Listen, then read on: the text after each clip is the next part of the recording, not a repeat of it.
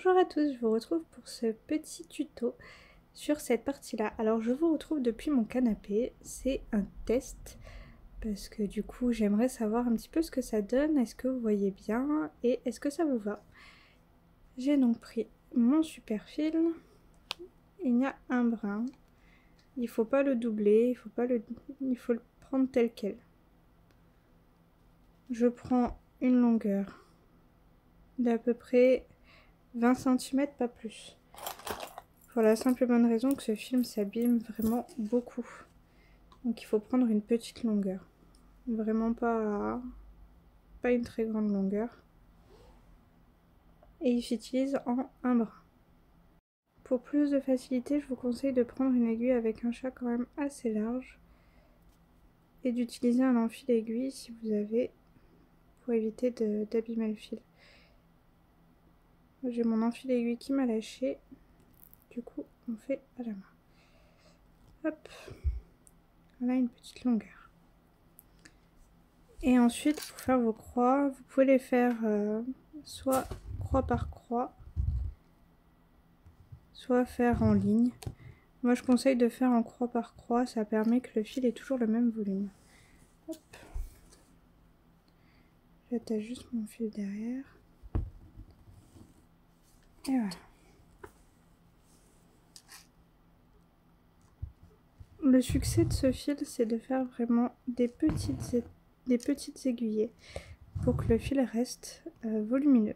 De pas trop tendre son fil pour qu'il garde justement cet effet un petit peu fluffy et de prendre son temps. Il faut pas hésiter à prendre vraiment petit bout par petit bout pour qu'il y ait vraiment cet effet de volume et de relief. C'est ce qui rendra ce fil d'autant plus joli en fait. Là on peut déjà voir la différence entre du 1 brin de ce fil et juste à côté nous avons du 2 brins DMC classique et il y a déjà beaucoup plus de volume sur celui-là que sur le DMC qui est juste à côté pourtant. Je fais juste quelques croix avec vous, comme ça je vous montre. Pour l'instant, vous voyez, mon fil reste bien volumineux. Plus vous allez le passer à travers votre toile, plus l'effet fluffy va s'enlever en fait. C'est pour ça qu'il faut vraiment prendre de toutes petites aiguilles à chaque fois et de le faire en plusieurs étapes. Si vous le faites en une seule fois avec une grande aiguillée, là, à la fin votre fil il sera tellement fin que ça rendra encore moins bien que du DMC classique en fait.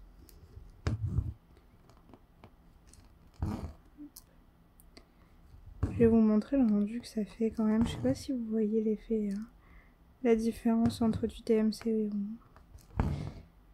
sur l'épaisseur.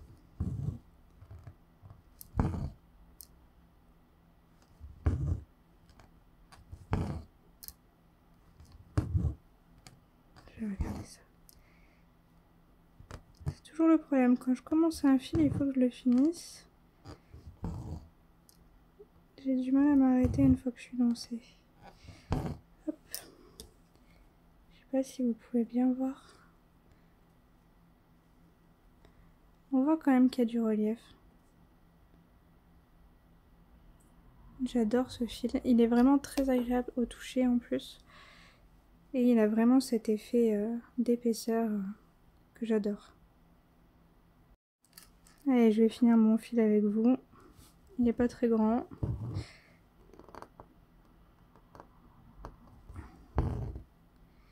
J'espère que ce format va vous plaire. Parce que c'est vrai que de broder sur une table, c'est pas vraiment mon truc. Moi, je suis une brodeuse de canapé. Alors, pourquoi brodeuse de canapé? Parce que je mets mon cul-snap sur mes genoux. Et comme ça, je n'ai pas besoin de le tenir. Il est appuyé sur mon poignet et mes genoux. Et ça fait que je ne suis pas embêtée par le poids du cul-snap. Et je suis libre en fait de mes mouvements. Quand je mets qu'une jambe, il est sous mon poignet aussi. Quand je mets les deux, je peux ne pas avoir du tout le cul-snap appuyé sur mon bras. Ça dépend vraiment de ma position, de mes envies, parce que je bouge aussi quand même pas mal sur le canapé. Vu que j'ai mes chats qui viennent, j'ai mon bébé qui réclame souvent de l'attention. donc je dois me relever assez souvent.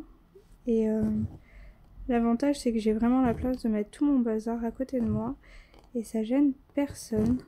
Au moins je suis tranquille pour broder, j'embête vraiment personne et je peux me relever autant de fois que je veux dans la journée sans avoir à débarrasser à chaque fois.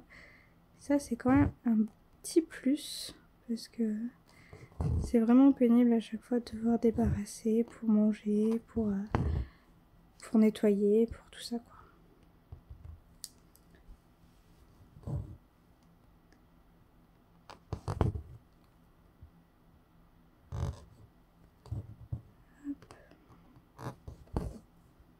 Je regarde en même temps où j'en suis hein, parce que faire des croix c'est sympa mais savoir où on va.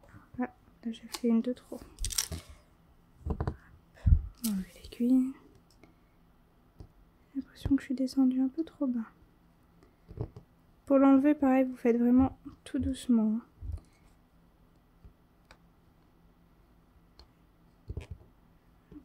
Et ça s'enlève tout seul.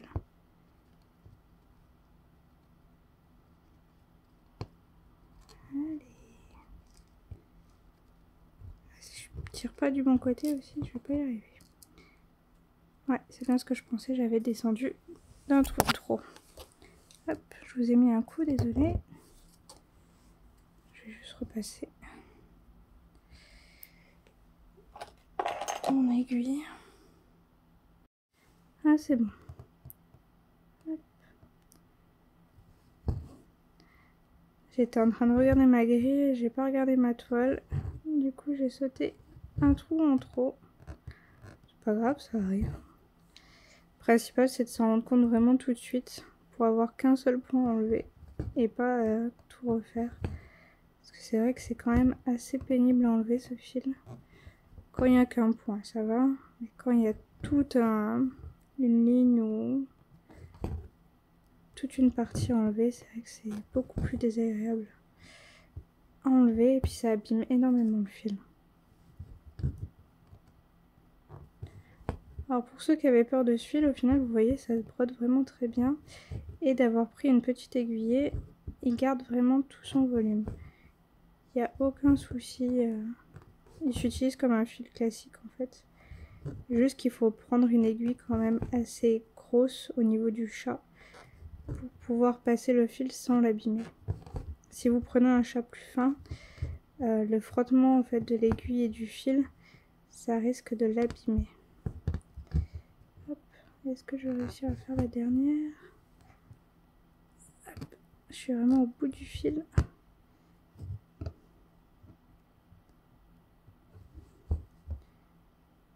Et ben non, il s'est sauvé.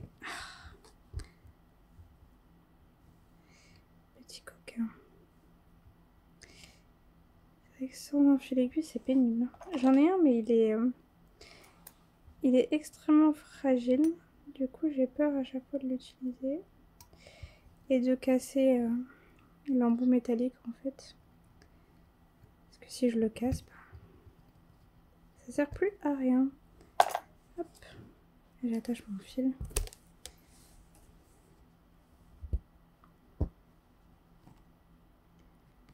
Te sauve pas. Oh, si, il s'est sauvé. Et mon aiguille aussi, comme ça. Pas de jaloux.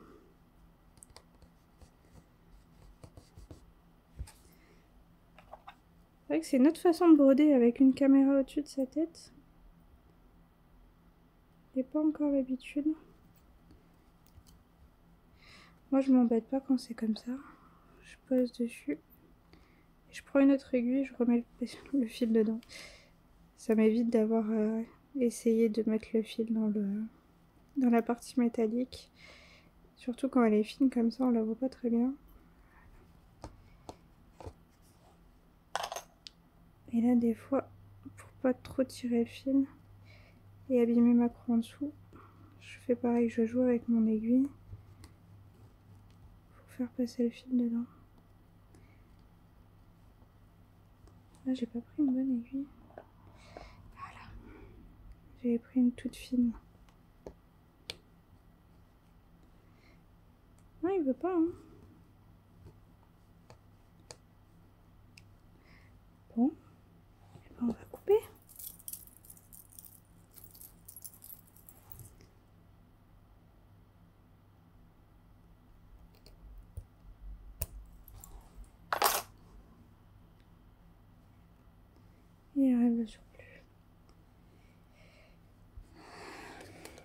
Bon, mes envers sont pas très beaux. Hein. Et là, on voit bien l'effet poilu du fil. Selon le passage des fils, c'est vrai que ça fait beaucoup plus poilu que d'autres. C'est quand même pas mal. J'ai repris un fil et je verrai au montage si cette méthode me plaît, si on voit bien, si je fais pas trop d'ombre, si le cadrage est pas mal et si ça me plaît en fait tout simplement. Si ça me plaît pas, je referai le tuto avec la plume du dessus ou avec un autre fil et je me remettrai au bureau pour la faire. Mais c'est vrai que j'aimerais bien que ça marche comme ça pour éviter d'emmener tout mon bazar avec moi à chaque fois.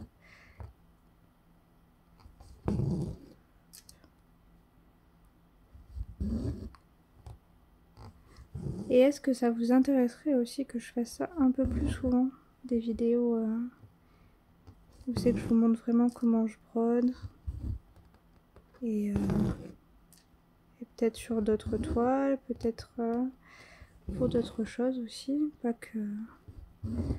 que pour des tutos et des fils spéciaux, on va dire. Je pourrais faire par exemple au niveau des yeux, vous montrer comment je l'ai fait. Parce que je vous ai expliqué comment je faisais pour les yeux avec Rowena. Mais c'est vrai que je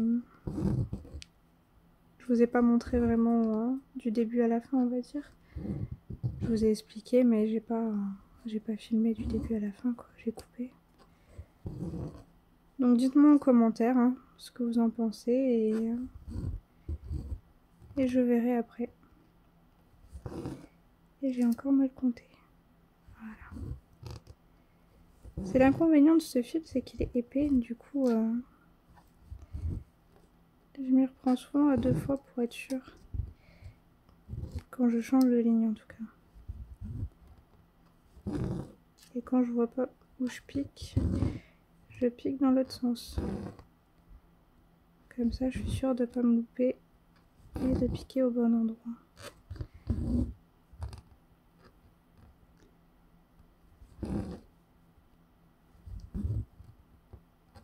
Après c'est beaucoup une question d'habitude. Hein. Moi je regarde quasiment pas ma toile, là c'est vrai que j'essaye de voir si je suis dans le cadrage toutes les 3 secondes. Et c'est pas vraiment évident. Mais je m'y ferai, hein. Il n'y a pas de raison. Hop. Là, je vais vous laisser là. Je pense que c'est pas mal pour un premier essai. Et vous me direz ce que vous en avez pensé. Je vous dis à bientôt. Bonne petite croix à vous. Bonne journée, bonne soirée. Et à très vite. Ciao, ciao.